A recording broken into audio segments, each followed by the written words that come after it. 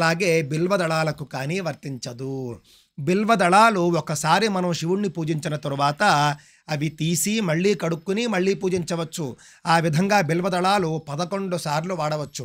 తులసీ దళాలు అదే విధంగా 3 సార్లు వాడవచ్చు. ఈ రెండిటికీ కూడా నిర్మాల్య దోషం ఉండదు. తులసి 3 సార్లు వాడచ్చు, బిల్వం మాత్రం 11 సార్లు వాడవచ్చు. ఇక తులసీ దళాలు కోసేటప్పుడు ఆదివారము, మంగళవారము, శుక్రవారము కోయకూడదు. మొత్తం 7 రోజుల్లో అంటే వారంలో ఉన్నటువంటి 7 రోజుల్లో ఈ 3 రోజులు మాత్రమే తులసీ దళాలు కోయకూడదు. అలాగే తిథుల్లో చూసుకున్నట్లయితే పూర్ణిమ, అమావాస్య, ద్వాదశి, అలాగే సంక్రాంతి. సంక్రాంతి అని అంటే 12 నెలలు 12 సంక్రాంతులు ఉంటాయి. ఆ విధంగా 12 సంక్రాంతుల్లోనూ కూడా తులసీ దళాలు కోయకూడదు. పౌర్ణమి నాడు కోయకూడదు, అమావాస్య నాడు కోయకూడదు, ద్వాదశిని విడిచిపెట్టాలి పూర్తిగాను.